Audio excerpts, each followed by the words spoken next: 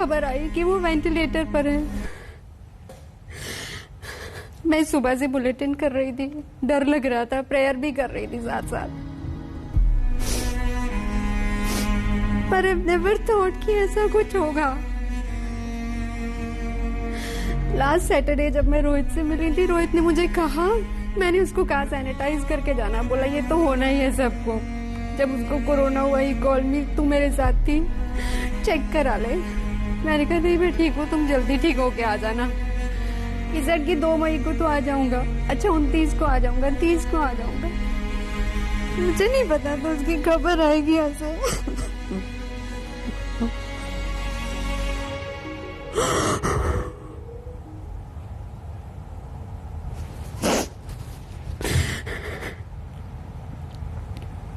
आप लोग दंगल देखते हैं, यही बैठ के वो दंगल करता था। मैं 2:30 बजे जाती थी, वो मेरा रिलीवर। रोहित तुम आ गए, अच्छा मैं मेकअप उतार दूं, हाँ तू जा, अब मैं आ गया हूँ, हाँ मैं हूँ तू जा। परिवार में सब साथ बैठते थे, बच्चों के बर्थडे साथ मनाते थे हम लोग। कभी नहीं सोचा था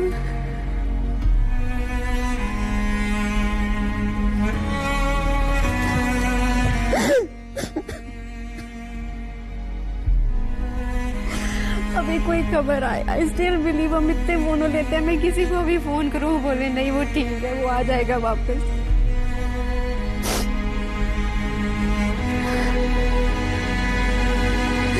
रोहित तुम्हारी फैमिली की नहीं है, हम लोगों के लिए बहुत बड़ा लॉस है, मेरे लिए बहुत बड़ा लॉस है। You were so good to me, मेरे इतने प्यारे दोस्त तुम रोहित।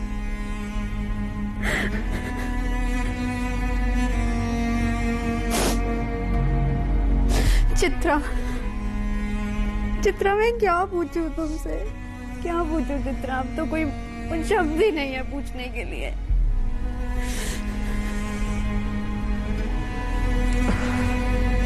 बहुत मुश्किल है इस वक्त कुछ भी बता पाना। तकरीबन 12 बजे के आसपास ये खबर सामने आती है और तब से हम लोग भगवान से ये प्रार्थना कर रहे होते हैं कि हे भगवान ये गलत खबर साबित हो जाए। जिस अस्पताल में वो भर्ती थे, मैंने तुरंत वहां पे फोन किया उनके पीआरओ को, वो मेरे जानने वाले हैं। मैंने सोचा कि सर आपका इतना बड़ा हॉस्पिटल है, रोहित वहां पे भर्ती थे, उनका इलाज चल रहा था, अब तमाम तरह की खबरें आ रही हैं, क्या है सच्चाई। फिर उनकी ओर से बताया गया कि कल रात तक उनकी तबीयत ठीक थी, 10:30-11 बजे तक उनकी वाइफ उनके साथ थी। रात के 4 बजे अचानक से उनकी तबीयत बिगड़ती है और फिर उनको आईसीयू में शिफ्ट किया जाता है। उसके बाद डॉक्टर्स उनकी सेहत पर नजर बनाए रखते हैं और फिर दिन के 11-12 बजे के बीच इस तरह की खबर सामने आती है। बहुत मुश्किल है यहाँ पर नवजोत कुछ भी बता पाना, क्योंकि कोरोना के इस काल में इस तरह से बहुत ज्यादा मुश्किल हो रहा है कि मैं क्या कहूँ। उनकी 2 छोटी छोटी बच्चियां हैं। हम सब ने देखा कि अपनी बेटियों को लेकर रोहित कितना ज्यादा पजेसिव, हर पिता अपनी बेटी के साथ होता है, लेकिन उनकी वो तस्वीरें मैं जब देखती थी तब लगता था कि बहुत छोटी बच्चियां हैं उनकी। एक हंसता खेलता परिवार, हमेशा एक फोटोग्राफ आई थी जिसमें लिखा हुआ था मेरे बेस्ट डैडी, और केक काटता हुआ पूरा परिवार दिखाई दे रहा है। उनकी 2 बच्चियां उनको प्यार करती हुई दिखाई दे रही है। वो बहुत छोटी हैं, वो एपीजे नोएडा में पढ़ती हैं, मेरे बच्चे के साथ में वो पढ़ती हैं। बहुत मुश्किल है उनके दर्द को बता पाना कि वो क्या सोच रही होंगी, उनके ऊपर क्या गुजर रही होगी। उनको तो इतनी समझ भी नहीं है, जो छोटी बच्ची है उसको तो इतनी भी समझ नहीं होगी कि पापा के साथ क्या हो गया। और मैं ही अब जब से उनकी तबीयत बिगड़ी थी, रोज शाम के 5 बजे मैं दंगल करती थी लगातार। हम लोग सोशल मीडिया पर जब उन्होंने लिखा कि 1 हफ्ते हो गए हैं मुझे आइसोलेट हुए और मैं ठीक हो रहा हूं अब धीरे धीरे, हम सब ने प्रार्थना की थी कि बहुत जल्द आप वापस आए और फिर से अपना कार्यक्रम शुरू करें। लेकिन जिंदगी का ये दंगल वो इस तरह से हार जाएंगे, इसकी किसी ने कल्पना भी नहीं की थी। रोहित की उम्र बहुत कम है और वो इस तरह से, मैं सोच रही हूँ उनके मम्मी पापा, उनका परिवार एक बहुत छोटे से शहर से आके इतना बड़ा नाम कमाना, एक बहुत सीमित, अगर हम उनका पूरा का पूरा करियर देखें यहाँ पर, तो उन्होंने अपने बहुत कम समय में बहुत बड़ा नाम इस मीडिया इंडस्ट्री में कमाया। उन्होंने बहुतों की आवाज उठाई और अगर उनके आखिरी कुछ ट्वीट हम यहाँ पर देखें तो उसमें भी वो दूसरों के लिए मदद करते हुए ही दिखाई दे रहे हैं। मैं उनका कुछ आखिरी का ट्वीट है वो जरूर पढ़ना चाहूंगी, जिसको देखकर यहाँ पर बहुत ज्यादा परेशानी हो रही है। वो आखिरी तक इसी कोशिश में रहे कि उनको लोगों को बचाया जा सके। और वो मैं पढ़ती हूँ उनका ट्वीट, नवजोत, 1 दिन पहले का उनका ट्वीट है। उन्होंने लिखा कि नाम करुणा श्रीवास्तव, उम्र 39 साल, 6 रेमडेसिविर इंजेक्शन की अर्जेंट जरूरत है। गणेश हॉस्पिटल कानपुर, और उसके बाद वो तमाम सरकार के अधिकारियों को ट्वीट करते हैं। उसी दिन वो इस बात का भी जिक्र करते हैं कि कैसे कोरोना मरीज को 25 किलोमीटर ले जाने के लिए एम्बुलेंस से 42,000 रुपए लिए। इस तरह से फिर एक वो लिखते हैं कि रेमडेसिविर के लिए कैसे सीएमओ के पैर पकड़कर गिड़गिड़ाती हुई एक महिला, और उसके बावजूद वो अपने इकलौते बेटे की जान नहीं बचा सकी। वो लगातार अपनी इन बातों के जरिए बताते रहे हैं पत्रकारिता का जो मूल मकसद रहा उसको वो साधते रहे। शाम 5 बजे का शो, मतलब रोहित सरदाना। लेकिन अभी जो कुछ भी हम सबके ऊपर गुजर रहा है, यकीन कर पाना नवजोत बहुत मुश्किल है कि रोहित हमारे बीच नहीं रहे। लेकिन ये लाइन आप सबसे ज्यादा मुश्किल चित्रा बार ये लगता है कि नहीं, ये झूठ है, ये झूठ है, हमेशा ये लग रहा है। अंजना और सईद, अल्फाज ही नहीं है, क्या पूछूं, आज तो मेरे पास सवाल ही खत्म हो गया। अंजना,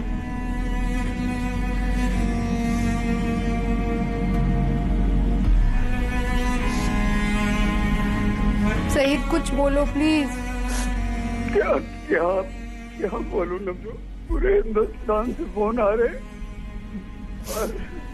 और सिर्फ एक सबसे ये निकल रहा है कि हम अपने रोहित को नहीं बचा पाए।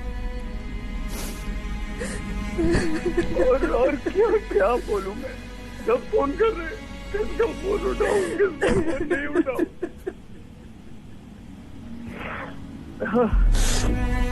नवजोत रिलीज करती थी तो पूछ लेता था कि प्रमिला से बात हुई या नहीं, क्योंकि प्रमिला और नवजोत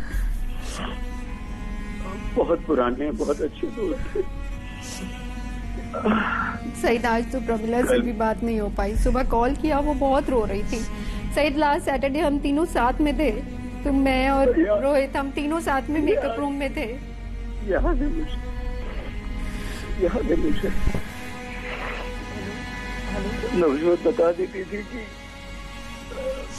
प्रमिला से बात हो गई है, रोहित से बात हो गई है, लेकिन आज हिंदुस्तान भर से फोन करके सब किसी को विश्वास नहीं हो रहा है, किसी को भरोसा नहीं हो रहा है, कोई ये मानने को तैयार नहीं है, दिल मानने को तैयार नहीं है अभी भी। काश ये खबर झूठ हो, बस काश ये खबर झूठ हो। हम यही कह रहे हैं। अंजना आप प्लीज कुछ बोलिए। नवजोत, बहुत मुश्किल है बोलना ऐसे वक्त पे। लगभग 20 साल पहले जी न्यूज में मैं पहली बार मिली थी रोहित से। क्या बताऊं आपको, मेरी बेटी की फोटो के साथ एक कीचेन बना के दिया था, कहा था बेटियों को हमेशा ऑफिस में भी साथ रखना चाहिए। बेटियों के बारे में सोच के कलेजा फटता है, कलेजा फटता है उसकी 2 बेटियों के बारे में सोचकर। यकीन ही नहीं होता, इतना मुस्कुराता, हर बात पर मजाक करता, बड़े से बड़े स्टेप के साथ जाओ, यार तू ऐसे कर ले। कितना खुले दिल का, किसी को अच्छे से बात करता, हर किसी की जिंदगी को छूता था। ये करना है, ये कर ले, वो करना है, ऐसे कर ले। इसके पास हर किसी का उपाय होता था, हर मुश्किल का। ये किस मुश्किल पे डाल दिया।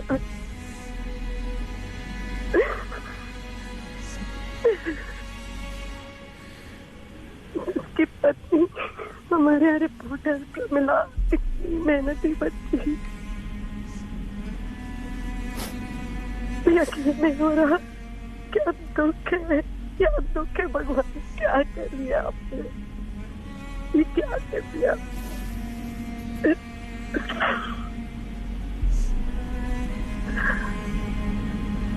अपनी बेटी ये फोटो सामने रखता था, इतना प्यार करता था अपने बच्चों को।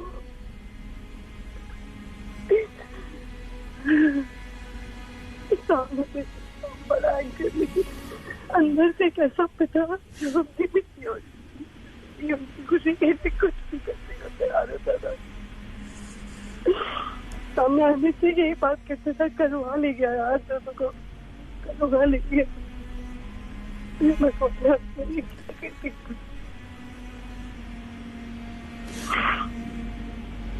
हर मुश्किल के लिए उसके पास कोई ना कोई मजाक, कोई ना कोई उपाय होता था।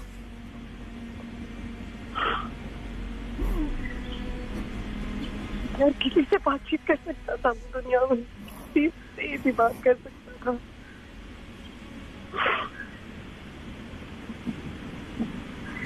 चेहरे से मुस्कुराहट कोई नहीं भूल पाएगा। कई लोग जो सिर्फ पर्दे पर देखते थे वो नहीं जानते थे निजी जिंदगी में कितना खुश मिजाज और कितना शौकीन लड़का था।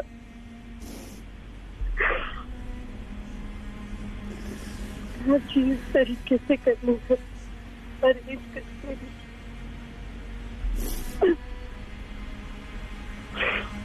बबलिंग में आइडिया ये कर सकते हैं, वो कर सकते हैं।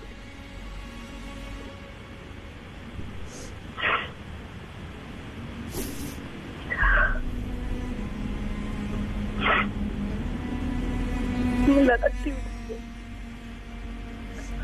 इतना हाजिर जवाब कि कोई भी सोचता रह जाए उससे पहले 10 बातें बोलते उसके सामने। बहुत हाजिर जवाब सबको चुप कर गया।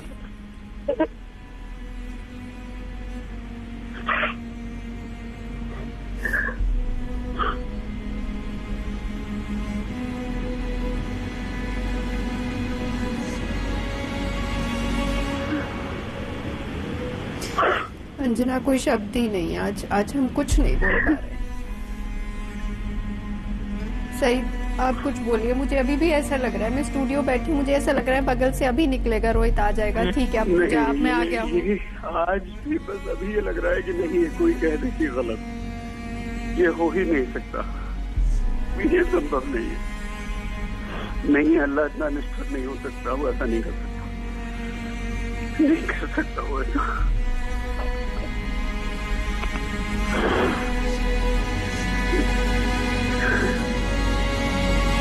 कैसे हम एक दूसरे को देखेंगे, कैसे हम एक दूसरे को फेस करेंगे,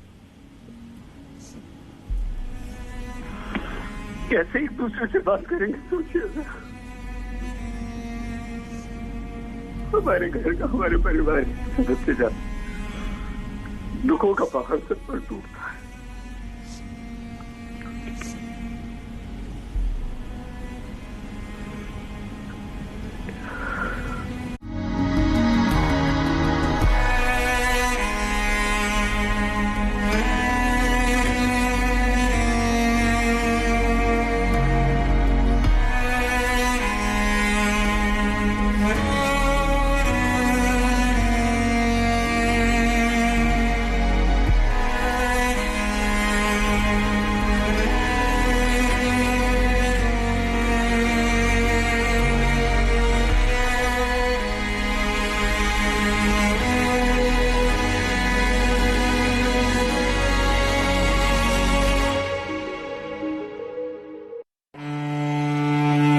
ये हिंदुस्तान है और ये हमारा इम्तिहान है।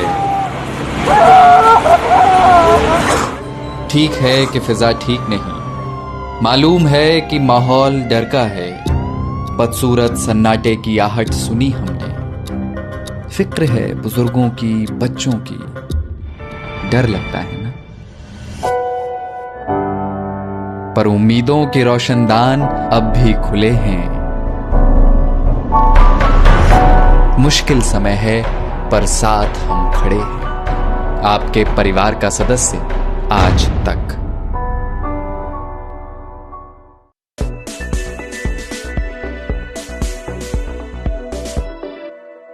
तो कोरोना के बढ़ते मामले और इस पर लगाम लगाने के लिए सबसे बड़ा रामबाण जो माना जा रहा है वो है वैक्सीन। लेकिन वैक्सीन को लेकर तमाम तरह के संशय लोगों के जहन में है।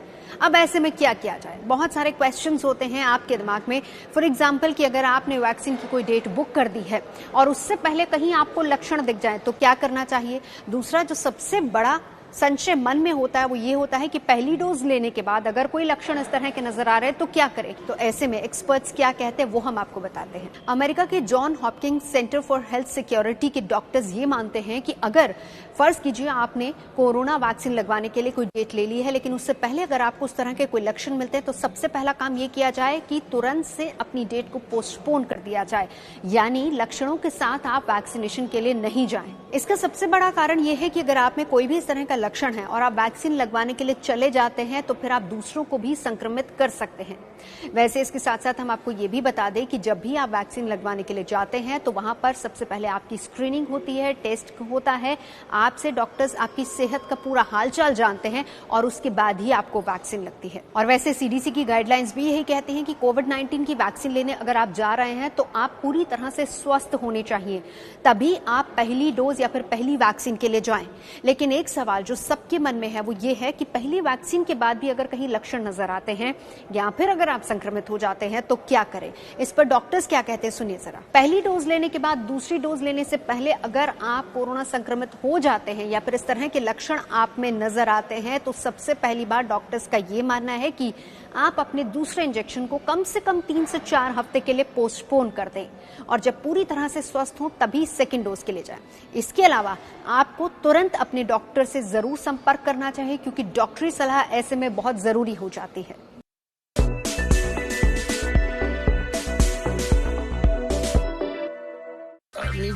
और नथु क्या खबर है? खबर बहुत खराब है पप्पू भैया, अभी भी कुछ भी हो सकता है। बड़े बड़े टैंक आ रहे हैं। अरे हम भी तो फाइटर प्लेन लेके आएंगे ना, खट खट खट खट खट खट खट खट तोड़ जवाब देंगे ऐसे। हाँ समाचार सुना रहे हो या अफवाह फैला रहे हो? ऐसी खबरों की हजामत करते हैं हम। खबरों के लिए आज तक, अफवाहों के लिए कोई। आज तक सबसे तेज।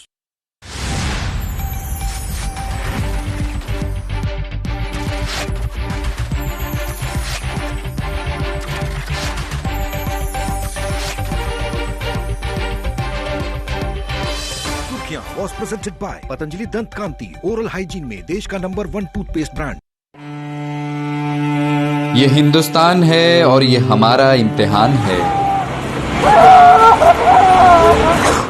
ठीक है कि फिजा ठीक नहीं, मालूम है कि माहौल डर का है। बदसूरत सन्नाटे की आहट सुनी हमने। फिक्र है बुजुर्गों की, बच्चों की, डर लगता है ना। पर उम्मीदों के रोशनदान अब भी खुले हैं।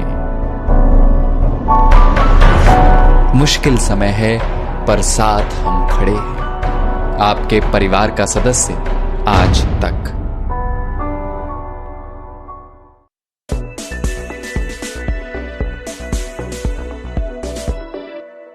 क्या आपने कोरोना वैक्सीन लगवा ली है? क्या आपने हेल्थ इंश्योरेंस ले रखा है? अगर आपने हेल्थ इंश्योरेंस ले रखा है, आपने कोरोना वैक्सीन लगा ली है और उसके बाद आप किसी भी कारणवश कोरोना वैक्सीन लगवाने के बाद अगर बीमार पड़ते हैं, हॉस्पिटल में एडमिट होते हैं, तो कोई भी इंश्योरेंस कंपनी आपको हॉस्पिटल का खर्च, आपके इलाज का खर्च देने से मना नहीं कर सकती है। IRDAI यानी कि insurance regulatory and development authority of India ने यह साफ कर दिया है कि कोई भी health insurance company corona vaccine लेने के बाद अगर आप बीमार पड़ते हैं तो आपको खर्च देने से इनकार नहीं कर सकती, वो पूरा खर्च आपको देगी। मतलब साफ तौर पर यह हुआ कि अगर आपने हेल्थ इंश्योरेंस ले रखा है, कोरोना वैक्सीन लगवाने के बाद आपको कोई तकलीफ होती है, आप हॉस्पिटल में बीमार होते हैं, तो कोई भी हेल्थ इंश्योरेंस कंपनी ये कहते हुए कि क्योंकि आपने कोरोना वैक्सीन लगवाई है इसलिए आप बीमार पड़े हैं इसलिए हम आपको पैसा नहीं देंगे, ऐसा नहीं कह सकती। अगर वो ऐसा करेगी, ऐसा कहेगी या आपके इलाज का पैसा नहीं देगी तो मुसीबत में पड़ेगी, सरकार उस पर कार्रवाई करेगी। IRDAI ने आगे कहा है, मीडिया में इस तरह की खबरें आई जिनसे इस बात को लेकर संदेह कायम हुआ कि कोविड-19 टीकाकरण की वजह से किसी प्रतिकूल हालत में अस्पताल में भर्ती होने पर स्वास्थ्य बीमा पॉलिसी के तहत कवर होगा या नहीं। इसलिए यह स्पष्ट किया जाता है कि कोविड-19 टीकाकरण के बाद किसी प्रतिकूल प्रतिक्रिया की वजह से अस्पताल में भर्ती होने की हालत में भर्ती होने का खर्च स्वास्थ्य बीमा में कवर किया जाएगा। इसके लिए बीमा कंपनी ने जो पहले से नियम शर्तें बता रखी होंगी उन्हीं का पालन करना होगा। कुछ हेल्थ वर्कर्स ने बीमा कंपनियों से यह सवाल किया था कि कोरोना वैक्सीन लगवाने के बाद अगर कोई बीमार पड़ता है तो क्या आप उसका पूरा खर्च उठाएंगे। इसके जवाब में IRDAI ने यह स्पष्ट कर दिया है कि हां, बीमा कंपनियों को पूरा खर्च देना होगा। बीमा कंपनियां किसी भी तरह से मना नहीं कर सकती हैं। तो अगर आपने हेल्थ इंश्योरेंस ले रखा है तो आपको डरने की जरूरत नहीं है और आप इस बात से भी मत डरिए कि आप कोरोना वैक्सीन लेंगे और अगर उसके बाद आपको कोई तकलीफ होती है, अस्पताल में भर्ती होना पड़ता है, तो आपकी बीमा कवर करने वाली कंपनी आपको पैसा देने से या आपका इलाज करवाने से मना कर सकती है। ऐसा बिल्कुल नहीं होगा।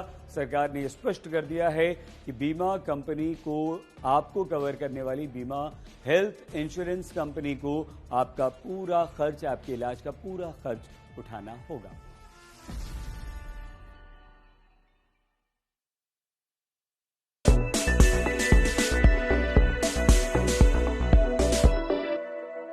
तमाम खबरों को देखने के लिए, पढ़ने के लिए आजतक.in पर जरूर जाएं। और हाँ, इन तमाम खबरों के लिए अब आप आज तक के ऐप को भी डाउनलोड कर सकते हैं। Presented by Nerolac Excel Mica Marble, Mica की शक्ति, मार्बल की शान।